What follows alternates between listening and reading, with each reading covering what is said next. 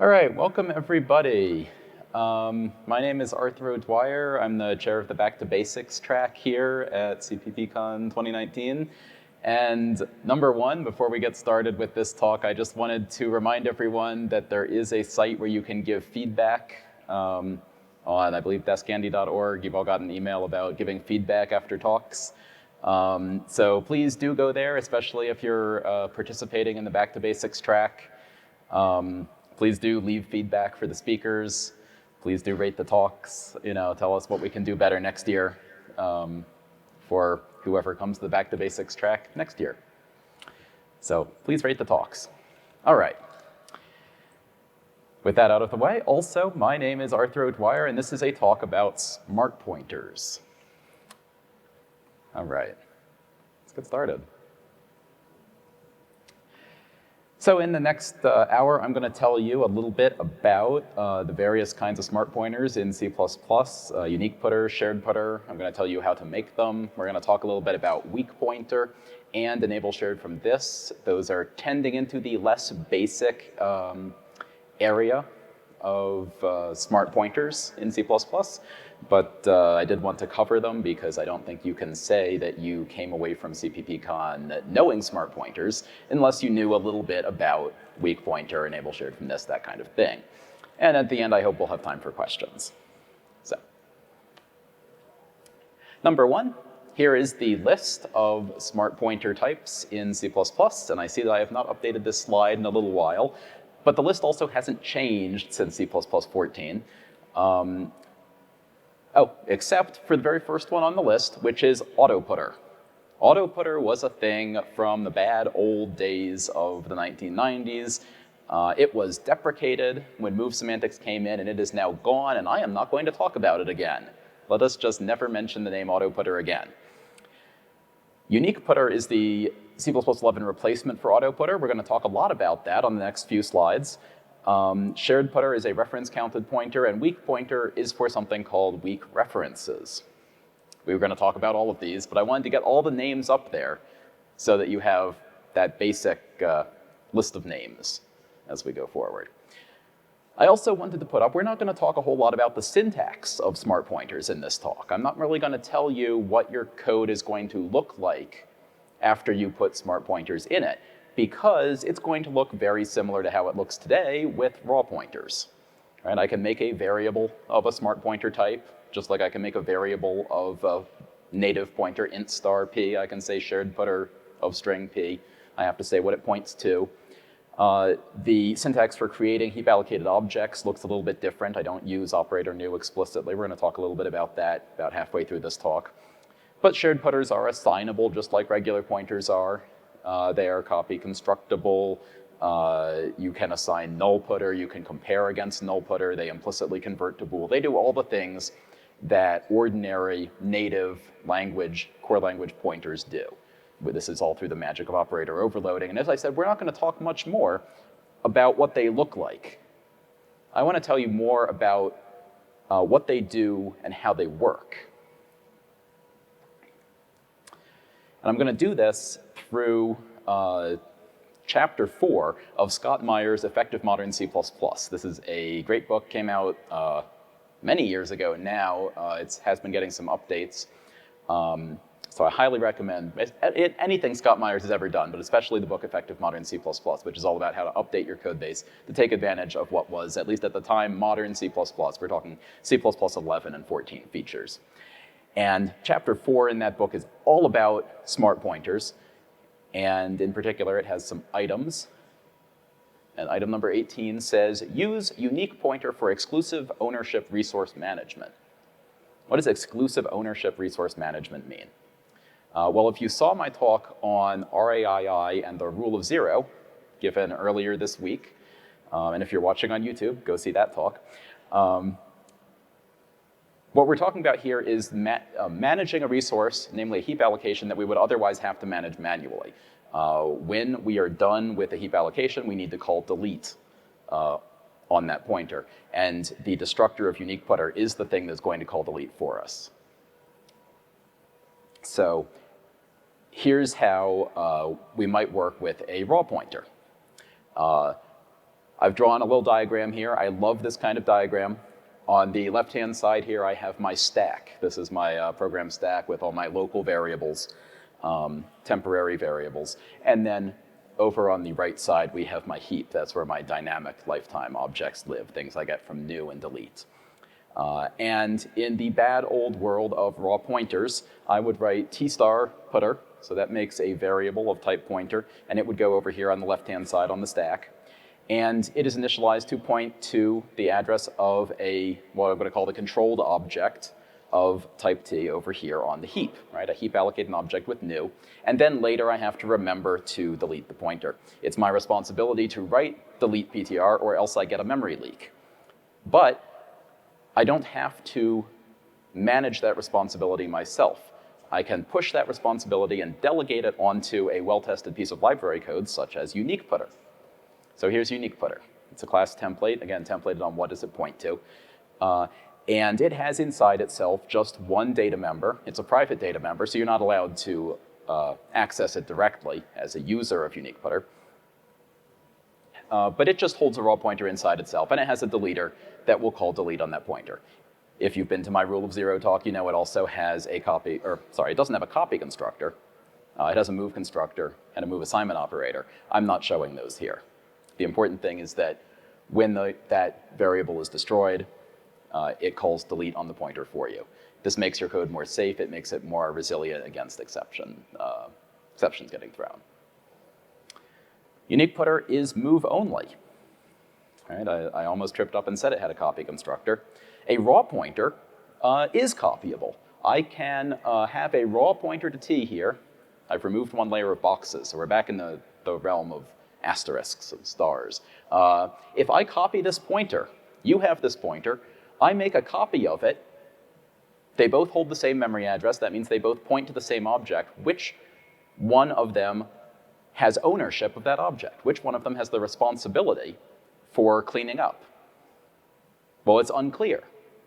Unique pointer is move only, and its move constructor actually nulls out the source pointer. So that reifies or materializes the ownership and the responsibility into the code. When you have a unique putter and I attempt to copy it, number one, I can't copy it. I can't copy the responsibility for cleaning up. That is a unique ownership, a unique responsibility. But I can std move it from one place to the other, and when I do, the source object gets nulled out automatically as part of the side effects of the move constructor or the move assignment operator. This preserves the unique ownership. There is only one pointer, one unique putter in this program that points at that controlled object. There's only one way to get to it, and there's only one of these unique putter objects that has the responsibility for cleaning it up. Right? This is why we're going to use these smart pointers, both to help us guard against bugs, right, to make sure that we don't leak memory, that someone cleans it up, but also to make the ownership clearer. Unique putter is specifically for representing exclusive ownership and exclusive responsibility for cleaning up. That ownership can travel around the program, but it's always unique. Unique putter also has a specialization for array types. If I have a unique putter to an array of int or a unique putter to an array of widget, that's perfectly fine. I could get a pointer from the array form of new and then encapsulate it, transfer ownership into a unique putter to an array of int, an array of widget. And at the end of its lifetime, it will call the array form of delete. Remember, there are two different forms of delete and two different forms of new, and you have to make sure they match up. Well, unique putter has a specialization that can take care of that for you. In fact, unique putter actually has one more template parameter, one more template type parameter that I didn't even show on the previous slides, but it was there. It was defaulted. Right? Just like when I have a std vector of int, there's actually an allocator also associated, right? An allocator of int parameter that you don't have to write because it's defaulted. Unique putter also has one of those. It defaults to the default deleter for that particular t. But you can put it in explicitly. If you put in your own deleter type, then you can set its value in the constructor, and in the destructor it will call the call operator, the operator parens of your deleter. We're going to see an example of that, in fact. So, right, unique putter is always a template of 2 parameters. If you provide no second parameter, it's defaulted to default delete of t. Here's the implementation of default delete of t. It has a call operator, and all it does is call delete. Right? There's also a default delete for arrays of things, and it calls the array form of delete. So this is all happening for you behind the scenes as a result of this defaulted template parameter. Normally, we don't write that. But we can do some neat things with a custom deleter on unique putter. For example, if I had a little tag type here, right, a struct with no particular members other than the call operator, and this call operator takes a file star, and it doesn't call delete on the file star, right? That's not what we do. It calls fclose on it. Okay? So now I've got a type that represents the operation of closing a file. So if I were to call fopen to get a file star, that then I have a responsibility for calling fclose on that when I'm done with it, I can encapsulate that responsibility into a unique putter. So here I have a unique putter to a file, and the deleter is a file closer. So when this unique putter goes out of scope, it will call the operator parens of the file closer and call fclose on the file for me. So in this way, I can, again, get more exception safety and get more clarity about whose responsibility it is. If you hold a non-null unique putter of this type, then it's your responsibility to call fclose, and in fact, the unique putter will do that for you. If you have a raw file star, it must not be your responsibility to call fclose.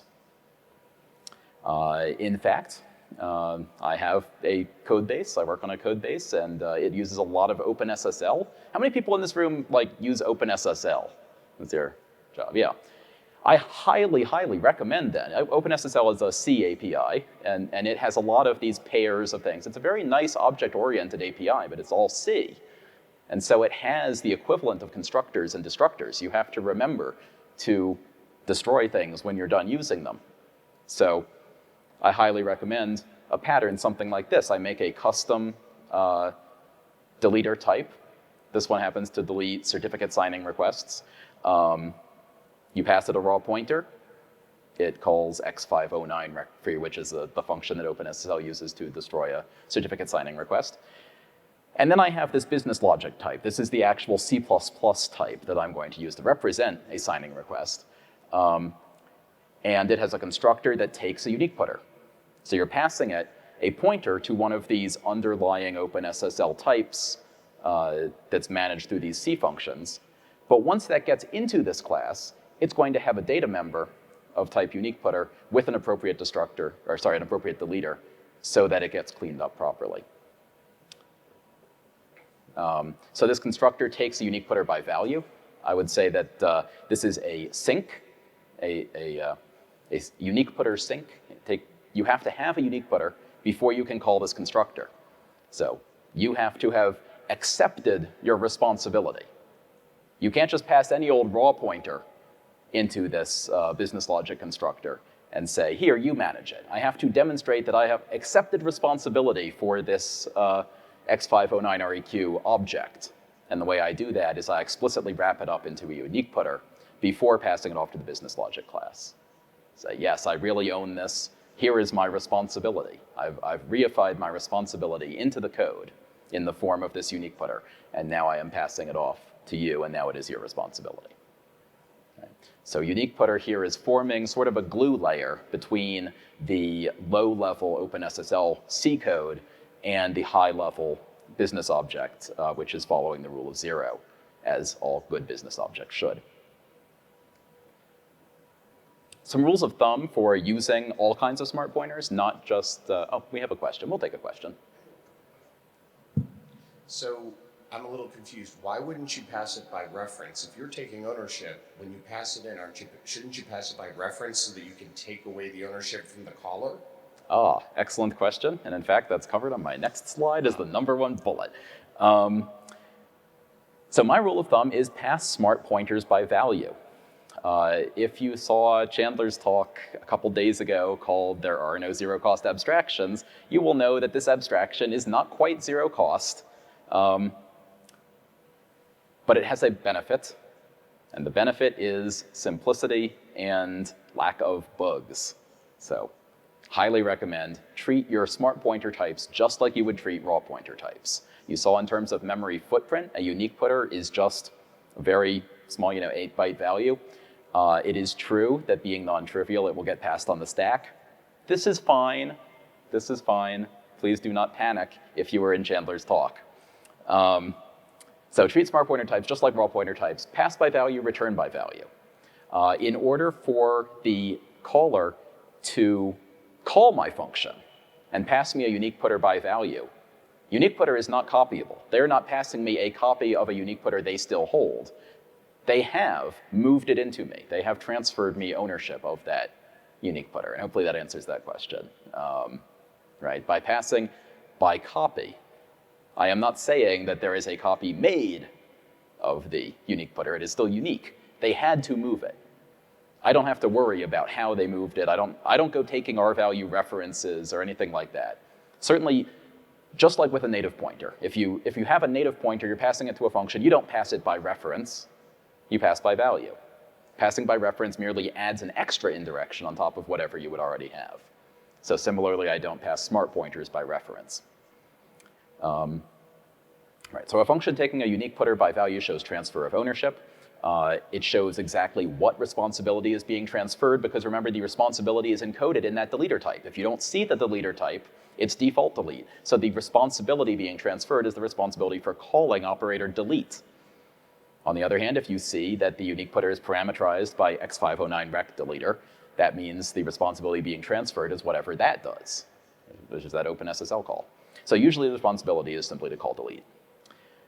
Smart pointers are frequently used, as I just used them, as a glue layer between the low level and the high level, or as an implementation detail so that you can write a class following the rule of 0, delegate all that manual management to the smart pointer so that you don't have to write explicit copy constructors and move constructors and so on.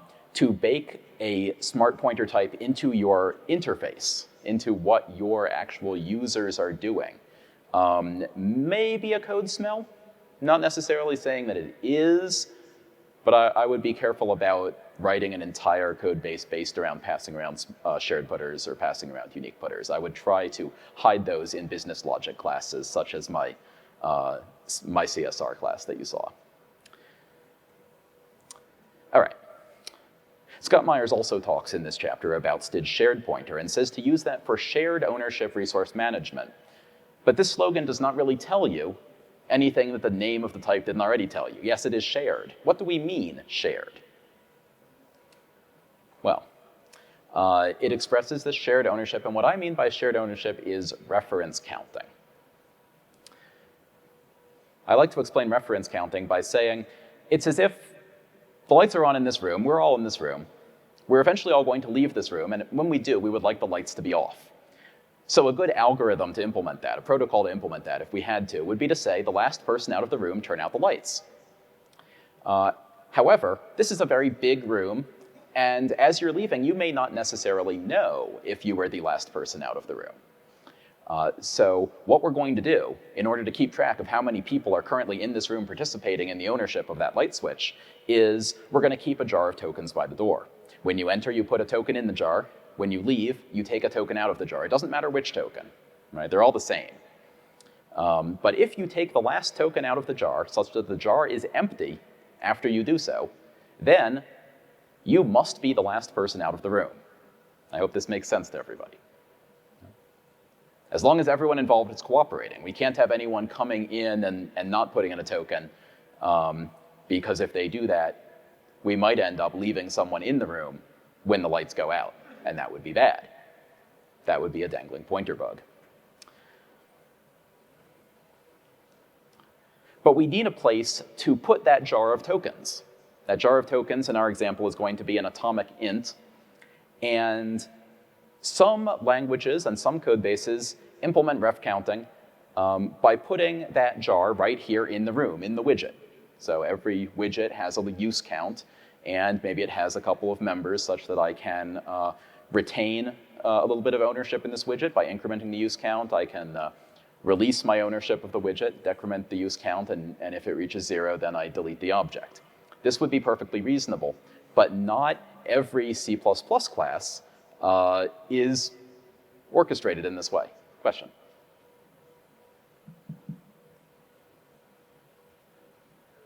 I don't think this is on. Oh, there it is. Oh, there it goes. Thank you. So the intention of using the atomic int right here is to make it thread safe, is that correct? Yes, the intention of the atomic int is to make it thread safe. And so is that to say the reference counting solution is not thread safe?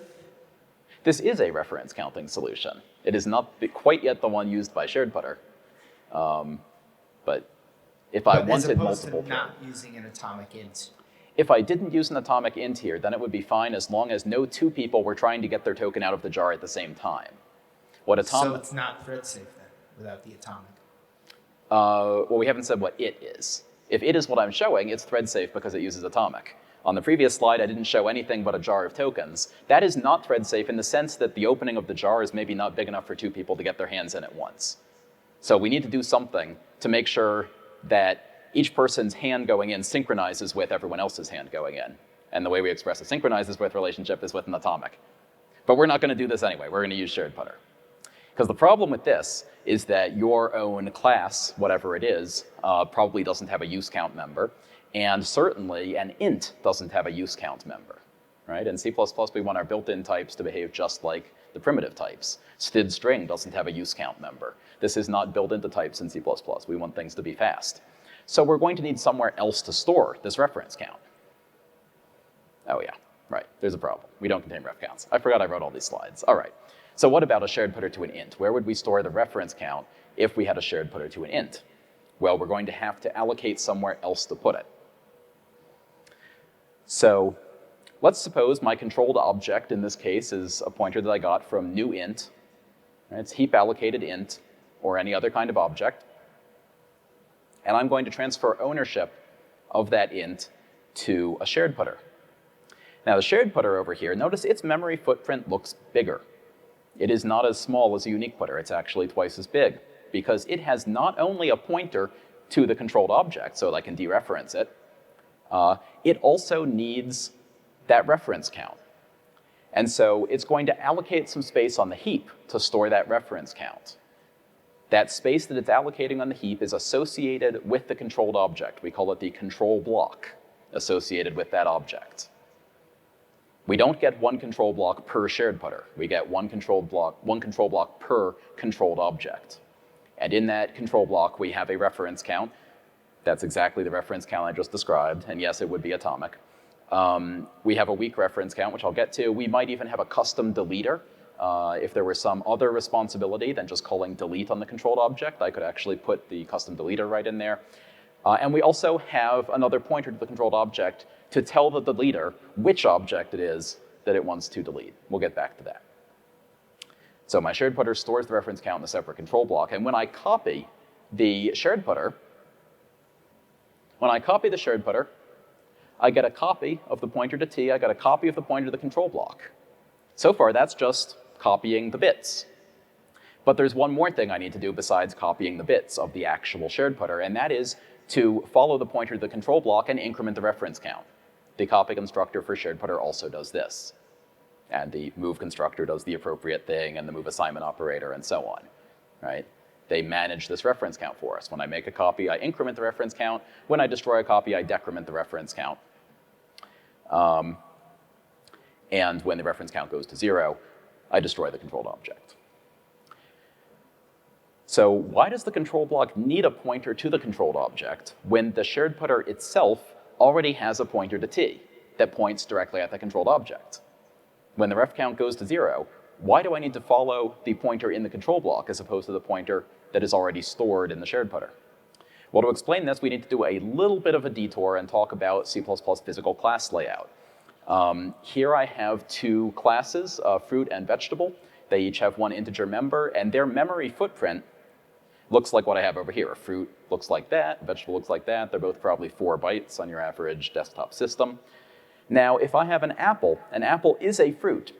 And what that means is that if I have a pointer to an apple, I also have a pointer to a fruit. Therefore, if I have a pointer to the first byte of this apple, I must also have a fruit object there. I do. It is the fruit base class subobject. So here's the fruit part of the apple, and then any other non-fruit parts of the apple come afterwards. Similarly, I can have multiple inheritance. A tomato is both a fruit and a vegetable, for the sake of this example. And so it has all the parts of a fruit, all the parts of a vegetable, and whatever tomatoey parts it has. It has both, and they can't both be at offset 0. When I have multiple inheritance in C++, one of those base classes is going to have to be a little bit offset from the other.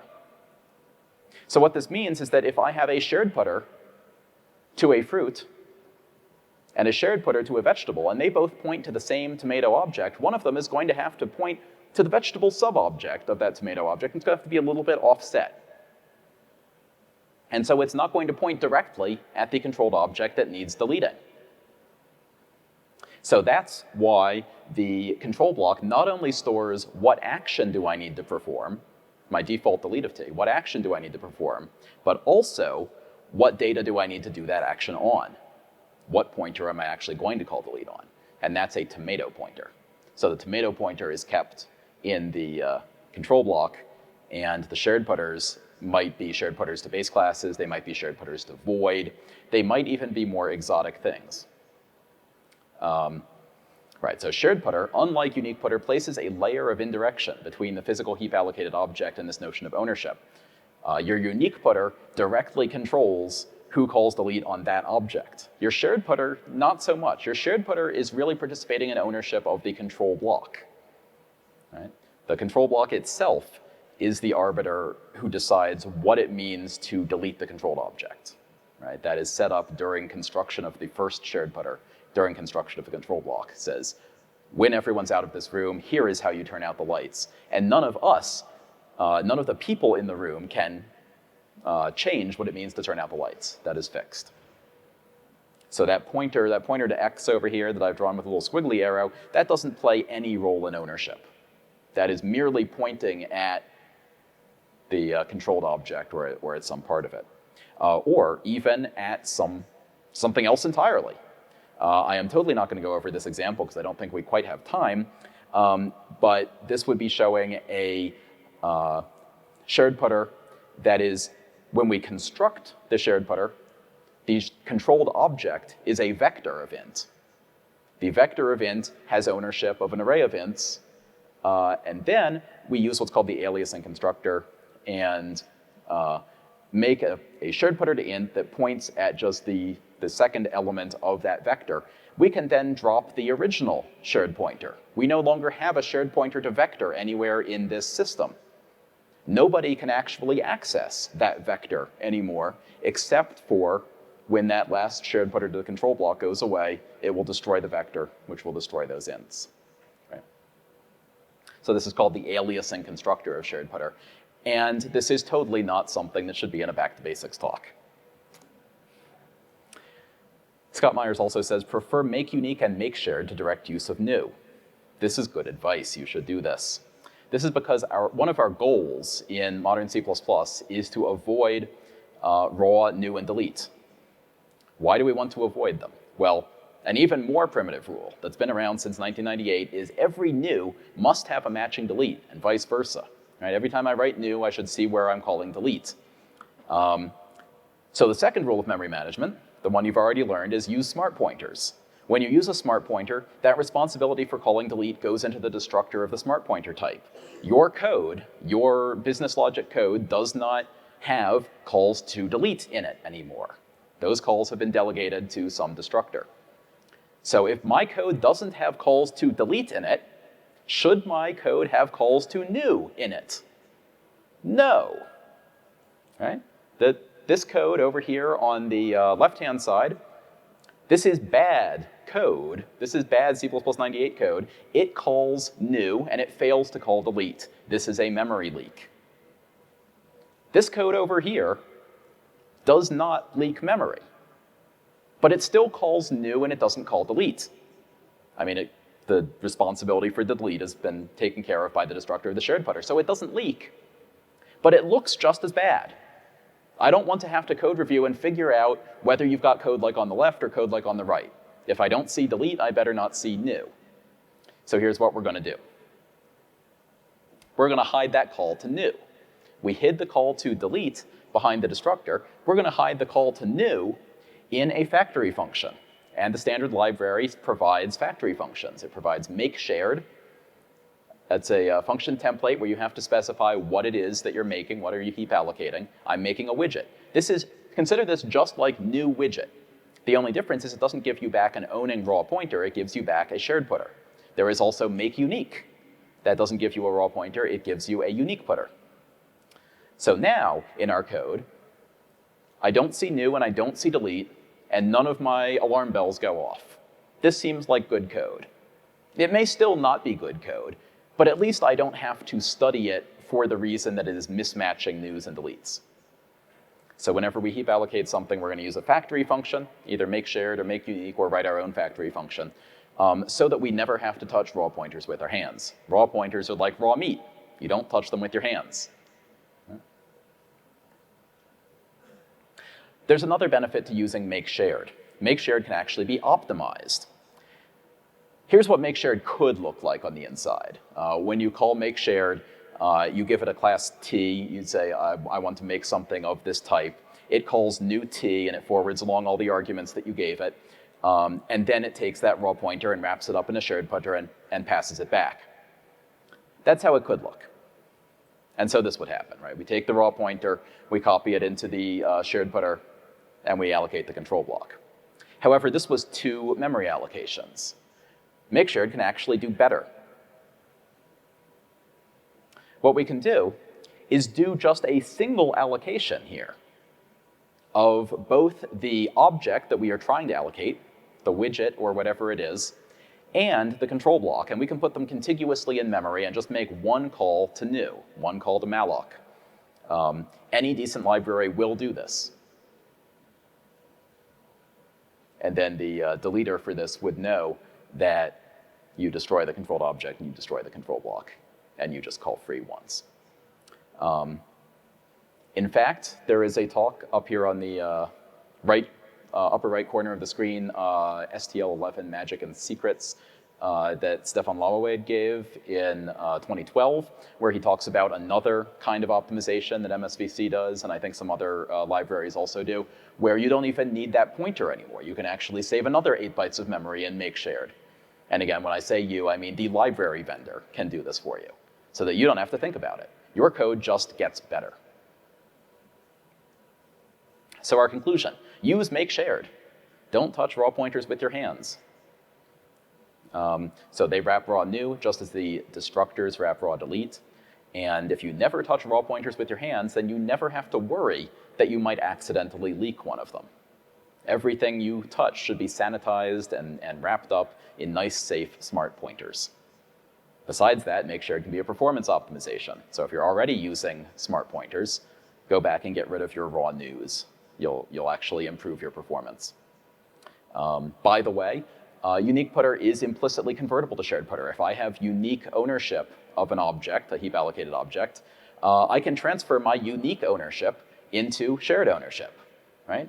I would be the only person to have a pebble in the jar by the door, but then I could go and hand that out to other people. Going the other way is not possible, but I can totally take the result of make unique and assign that to a shared putter. That would not be as efficient as calling make shared, but it does compile and it does work. Scott Myers also says, and here we get into the less basic parts of this talk, that you should use std weak putter for shared putter-like pointers that can dangle. And that is the headline of that rule. I am not a fan of that wording exactly, because dangling pointers are always a bad thing. We don't want dangling pointers, dangling references, dangling iterators in our code. But the neat thing about weak putter is that it knows when it is dangling. It can become dangling and then tell you about it. That's neat.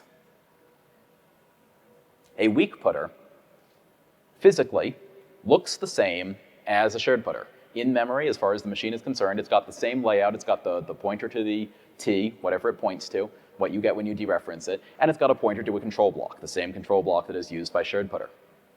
The difference is that when you copy a weak putter, it increments the weak reference count. Oh, sorry, we're not going there yet. What we're doing next is destroying the shared putter. So the reference count that is managed by the shared putter here is about to go from 1 to 0. When the reference count hits 0, we destroy the controlled object. This is all the same as before. We destroy the shared pointer, we destroy the controlled object. We now are in this situation that's got called the weak putter being dangling. But the interesting thing is the weak putter is aware of the control block. And the weak putter still shares ownership of that control block because the weak reference count is still 1. The shared putter knew that there were still weak pointers out there, and it should not yet destroy the control block. So now I have a weak putter that has a pointer to a control block, and the reference count in that control block is 0. So now the weak putter knows that it is dangling. It knows that the reference count has gone to 0 and the controlled object has been destroyed. And, right, question. Yes, I have one question. You said that an efficient implementation would just use one malloc to allocate the control block and the object itself. So what is then happening if you have a weak pointer? Because you cannot partially free it, right? That's right. You can't partially free the memory. So if you use make shared, and make shared will give you one allocation, in that case, the controlled object will be destroyed. We will still call it the destructor. This is the great thing about C++. It separates destruction from where the memory is. So we can totally destroy the controlled object when the last shared pointer goes away. That memory will not be returned to malloc until the last weak pointer has also gone away. Yes. If you were in a situation where you thought that mattered because you had a lot of weak pointers in your system and you expected that situation to happen, that might be a reason to not to avoid make shared, but to avoid the standard make shared and instead write your own wrapper just so you could keep those separate. But still, hide that use of raw new inside that wrapper. Your application code should not be calling new. Your application code should call either std make shared or your own make shared. You know, don't touch raw pointers with your hands. All right, so the weak pointer now knows that it is dangling. And it knows because it can look at the control block and see the reference count went to 0. It knows the object is gone. Now the question that this slide is answering is, what happens when I dereference a weak pointer and it's dangling? And the answer is, you can't ever dereference a weak pointer. Its name is a bit of a misnomer. A weak pointer is not a smart pointer. A weak pointer is not any kind of pointer. It's misnamed. You think of it more as a ticket that allows you to get a shared pointer at some point in the future. Right? If you hold a weak pointer to an object, then you are entitled at some later date to receive a shared pointer for that same object, assuming that object still exists. If the weak pointer has become dangling, where for now I'm going to use the word expired, then you can't get a shared pointer to it because the object is gone. Vice versa, if you hold a shared pointer to an object that definitely does exist, you're certainly entitled to get a weak pointer to it, which you can redeem for another shared pointer later. Question? Where in real life is this type of thing used? Because I've never seen this ever. Where in real life is the weak pointer used? I hope is the question. Yeah. We will see some examples. It may still not answer that question, but we will get to something that answers it a little bit more. All right, so a weak pointer is a ticket for a shared pointer. If you hold a weak pointer, you're entitled to receive a shared pointer. So this redeeming operation, where I have a ticket and I am getting a shared pointer, I show my ticket, I get the shared pointer. By the way, I get to keep my ticket. It doesn't destroy the ticket. So it can be spelled in two ways. There's an explicit type conversion, where I can take a weak pointer and cast it to a shared pointer. And there's also a member function. The member function is also a little bit misnamed, because it in no sense locks anything, but it's named lock.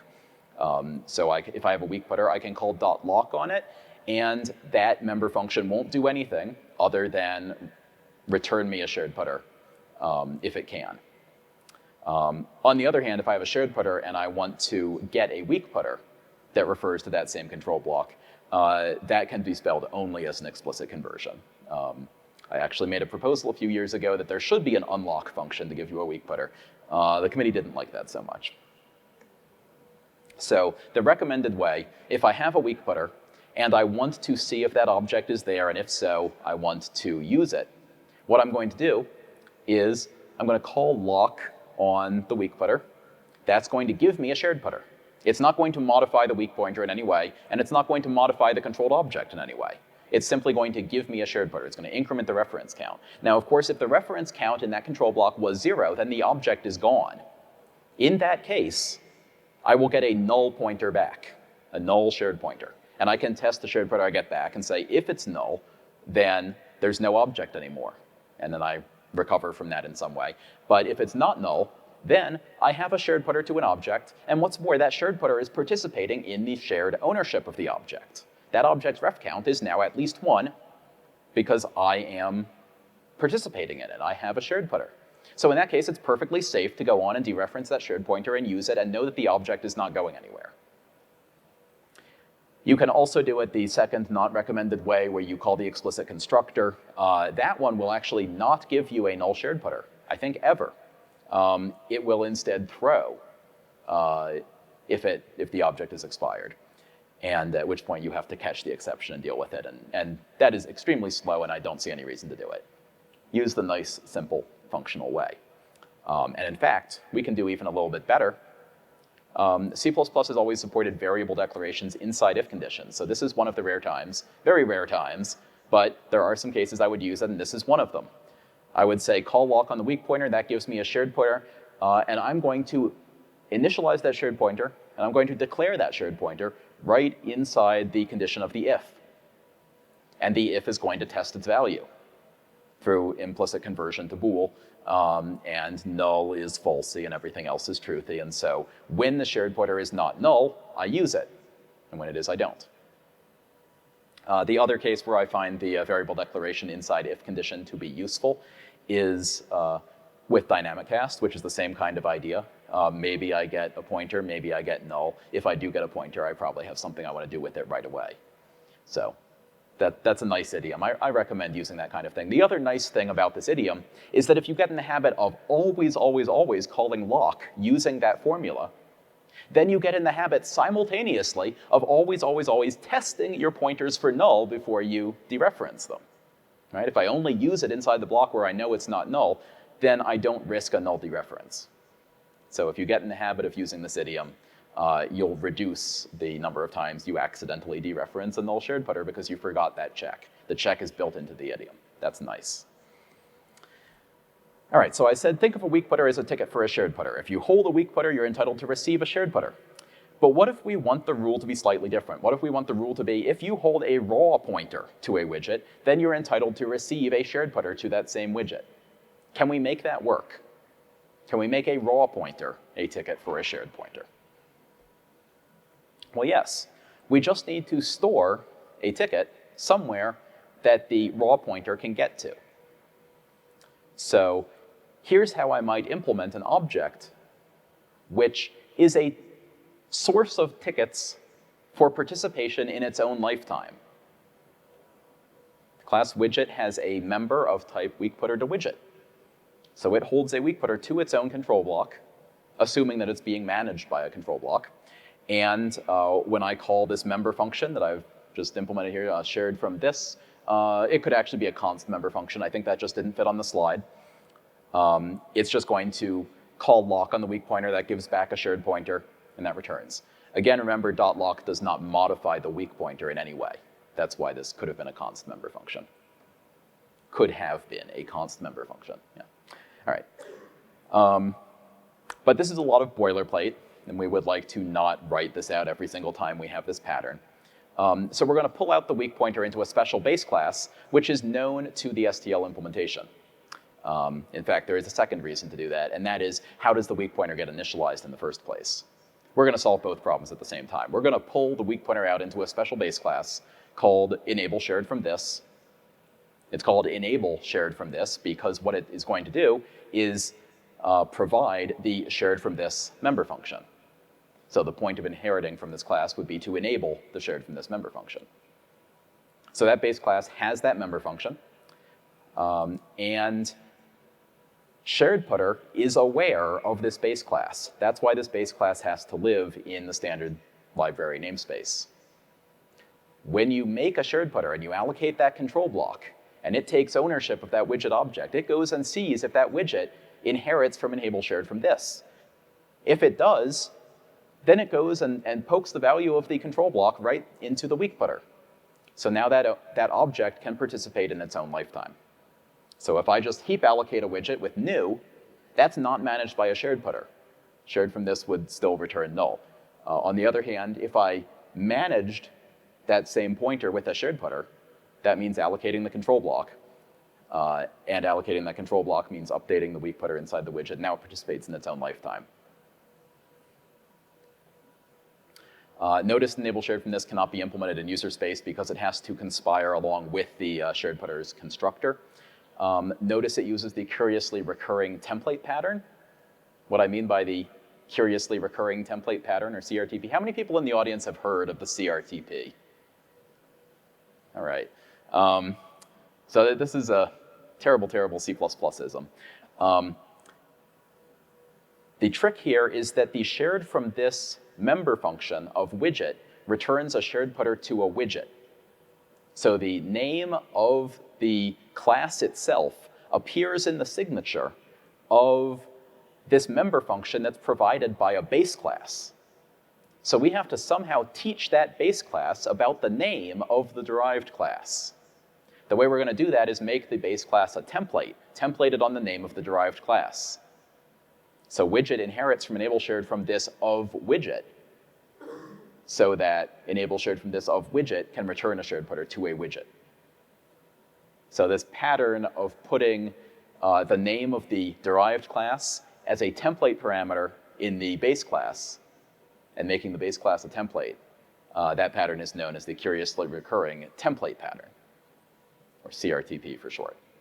And the one place you see this used in the standard library is enable shared from this. So the question was asked, why might I care about any of this? But particularly, why might a widget want to be its own ticket? And for that, I want to use an example from Vinny Falco's talk from last year. He gives a lot of talks on networking and the networking TS. And he is also the maintainer of Boost Beast, which is a HTTP and other things, WebSockets library.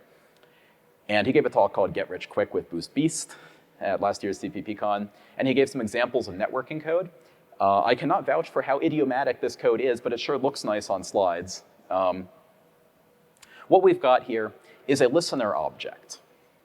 And the listener object has a couple of associated functions. We know how to run a listener. We know how for a listener to accept a connection, possibly with an error code attached to it. And what it means to run a listener here is that the listener's acceptor has an async accept method that goes and spawns a thread or something like that, or a coroutine, and we pass it some arguments, we pass it the socket, and we pass it the lambda that says what we should do when a connection is accepted. When a connection is accepted, then I want you to call onAccept on this same listener. Now I get a shared putter to a listener. This listener is heap allocated because I just want it to live as long as it needs to and then get cleaned up. And I'm going to express that by reference counting it. When the last shared putter to this listener is dropped, then I want the listener to get destroyed. So I use shared putter for that. So that means I have to pass a copy of that shared putter into that lambda that is then passed off to some other thread that async accept is spawning. I see you're all like, I thought this was a back to basics course. I know. So I copy that shared putter to the listener into that lambda. And so the lambda is also participating in the lifetime of the capital L listener object. And when onAccept gets called, it accepts a shared putter by value. And so we know that the listener is not going to be destroyed until after onAccept finishes running too. They get to pass around and decide who participates in the lifetime of this object dynamically. This is neat, but this is not very object-oriented. I said that there are two associated functions on this listener. There's run and there's onAccept. But that's very C-style thinking. In C++, we would like to be object-oriented. We would like to not just have associated free functions, we'd like to have methods of a class. We'd like to have member functions. So I can make these member functions, but when I do, I no longer get a shared putter to the listener, right? I get a this pointer. The hidden this pointer, the implicit this pointer, is a raw pointer. It is not a shared putter, and there is no way to tell C++, hello, for this class, I would like all of my this pointers to be smart pointers. That's just not something that C++ does. It is a native pointer. So in order to participate in the listener's lifetime, a member function like run has to somehow take that this pointer and turn it back into a shared putter that can participate in the lifetime. That shared putter I then copy and pass off to this lambda and say, keep me alive. And if that is a pattern that I am using, then this is the code that Vinny has in his talk. Right? He skipped over that first bit, went straight to the good stuff. If I have member functions that are going to extend my lifetime dynamically and participate in my own lifetime dynamically, that is the situation in which I would use enable shared from this. If you're not in that situation, then you probably don't care about enable shared from this, and you may not care about weak putter. These are the relatively non-basic parts of this talk. All right. And then down there, by the way, in the bottom right corner, I show how he actually kicks off this whole thing. We call make shared to get shared ownership of a listener, and then we just call its run method.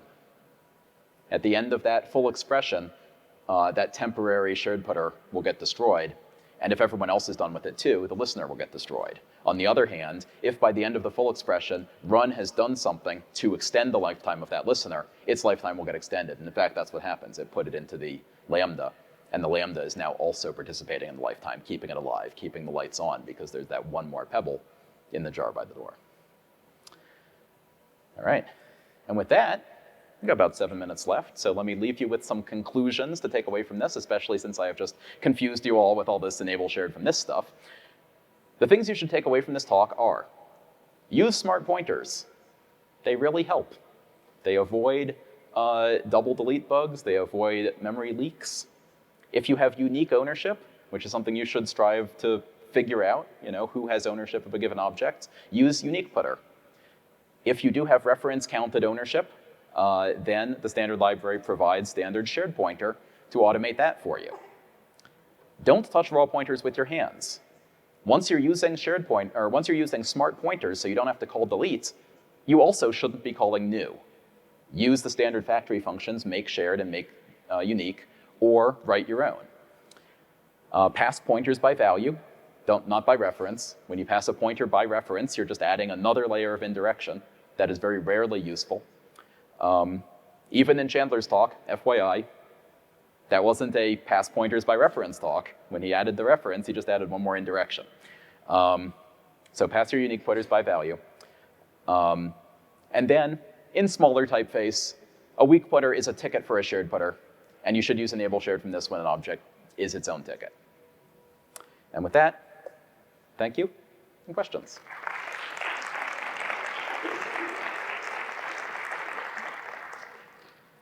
Hello, great talk. I really enjoyed it. What I wanted to know was, is there any support in the language to stop you from putting 2 token jars by the door?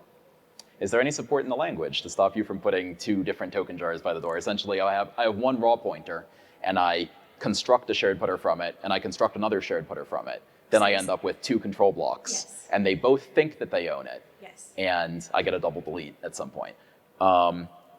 There is no language support. I mean, you're not going to get a compiler error or anything like that. There's certainly static analysis tools that can try to detect that. You should think of it as when I construct a shared putter out of a raw pointer, I am transferring ownership. And when I transfer ownership, I should stop using the original. And that's one reason that something like make shared is useful, because it skips that whole step of transferring around ownership. It just says, make me a thing, give me a shared putter to it. There is no raw pointer to do that with. So that's why another reason to recommend factory functions. So it's down to the writer to get it right. It's down to the writer to get it right, and so make sure that writer is done just once in a library and not in your code over and over. So with your example with the weak pointers possibly pointing to something dangling, if you don't use the weak pointer construct at all, but just shared pointers, do you still have to check the shared pointers to make sure that they're pointing to something real? Yes. A shared putter cannot be in this expired dangling state where it points to something that has been destroyed. I don't have to worry about that with shared putter. It never points to something that's gone. On the other hand, shared putters are still pointers. Like, they can still be null. Unique putter can still be null. They have a null state. You shouldn't dereference a null pointer. You'll get a crash if you do. You should still check. You still have to check for null. Okay. It's just that weak putter has this. Weak putter has sort of three states. It's a ticket for a non-null shared putter, a ticket for a null shared putter, or it's expired, which is also a ticket for a null shared putter in a sense. Yeah. I saw you didn't go over circular references, and that's also usually a motivating example for weak pointer or putter. So I was just curious why you didn't go into that. I've certainly heard, so the thing about reference counting is that you can have reference cycles, right? If I have a graph data structure where the nodes have shared putters to other nodes and they all participate in each other's lifetime, I can very easily end up with a situation where I have a loop in my graph, in which case this node is keeping this node alive, who's keeping this node alive, who's keeping the original node alive. And then that can sort of drift off and leak. I think the solution to this is don't do that. It is often suggested as a sort of motivation for why to care about weak putters that, well, if one of those links was a weak putter, then it wouldn't be keeping the next guy alive and it would all get freed. But I have a real hard time imagining how that would be a realistic and at the same time good design. I would much rather just not have that web of pointers to begin with. So I deliberately didn't use that because I consider it kind of a contrived example. So I've encountered it more in a parent-child relationship where the parent has a should pointer to the child and then the child wants a parent to the pointer so that it can go up and make some sort of query, so then you have that. Right. If you, so we have a parent-child relationship. The parent owns the child doesn't own the parent, but wants to know when the parent is gone. Now, how is it that the parent can die and the child didn't also die? I could probably construct something. You could probably just show me code that does this, but I have a hard time using that as a motivation for why I would want a shared putter in one direction, a weak putter in the other direction. Okay. Over here. This might be a really naive question, but if suppose you have a library that does some operations, so you're implementer of the library and it does some operations on user provided resources. So in the API of that library, would you ever use smart pointers? So the resources are managed by the user of your library and you're just doing some mathematical operations on it. In your API for that library, would you ever use smart pointers or? That is a very, well, I don't know if that's a basic question. It's a vague question. Okay, because you said something about that I wouldn't put smart pointers in an API, yeah. Right. So in that give case, some examples well, where you would ever use smart pointers in an API or? In your case, the thing you're thinking of, why wouldn't you just use references? Why wouldn't I just, that library operation, why wouldn't it just take a reference to whatever actual object I had? Why does it need to participate in its ownership? Yep, but okay, yeah. So, but is there a counter example where you would use smart pointers in an API?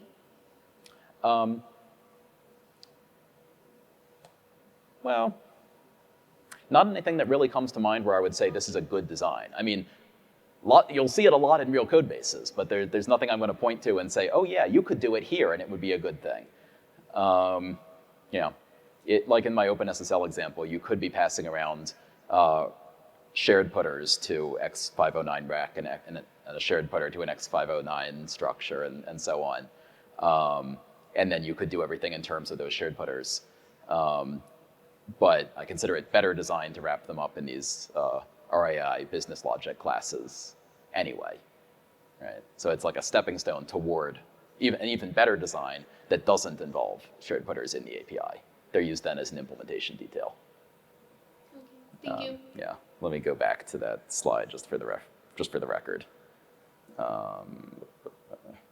Right, I would do something like this. So I'm using shared putters I'm using unique putters, using smart pointers to avoid manual new and delete. But as soon as possible, I wrap that up even in a further layer of indirection in a class that just exposes the exact methods that I want to expose. I don't let the user of my CSR know that it's using the OpenSSL types internally. So, cool. Seeing no more questions, and we're totally into break, so thank you.